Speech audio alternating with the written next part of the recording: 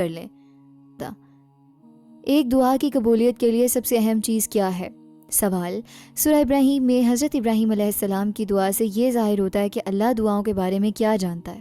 اے، صرف وہ جو زبان سے کہا جائے۔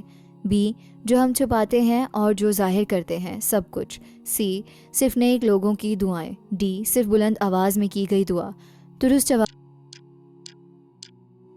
بھی، جو ہم چھپاتے ہیں اور جو ظاہر کرتے ہیں، سب کچھ۔ اپنی دعا کے دوران حضرت ابراہیم علیہ السلام اللہ کے صفت علم کا اقرار ان الفاظ میں کرتے ہیں۔ سورہ ابراہیم آیت نمبر 38: اے ہمارے رب، بے شک تو جانتا ہے جو کچھ ہم چھپاتے ہیں اور جو کچھ ہم ظاہر کرتے ہیں، اور اللہ پر کوئی چیز پوشیدہ نہیں، نہ زمین میں اور نہ آسمان میں۔ یہ دعا کا وہ حصہ ہے جہاں بندہ اپنی بے بسی اور اللہ کی لامحدود قدرت اور علم کا اعتراف کرتا ہے۔ یہ اس یقین کا اظہار ہے کہ میری زبان پر آنے سے پہلے ہی میرا رب میرے دل کا حال جانتا ہے۔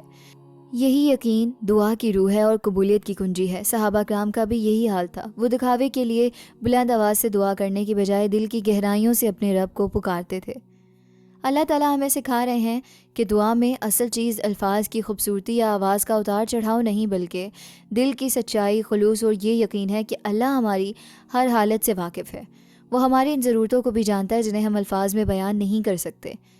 جب آپ دعا کریں تو تکلفات میں نہ پڑیں۔ ضروری نہیں کہ آپ کو عربی میں لمبی دعائیں یاد ہوں۔ اپنی زبان میں سادہ الفاظ میں پورے یقین اور خلوص کے ساتھ اپنے دل کا حال اپنے رب کے سامنے بیان کر دیں۔ وہ آپ کی خاموشی کو بھی سنتا ہے۔ اگر اللہ کا ذکر سن کر آپ کے دل کو سکون ملتا ہے تو سبسکرائب کیے بغیر آگے مت بڑھیں۔ شاید یہی چینل آپ کے لیے سکون کا ذریعہ بن جائے۔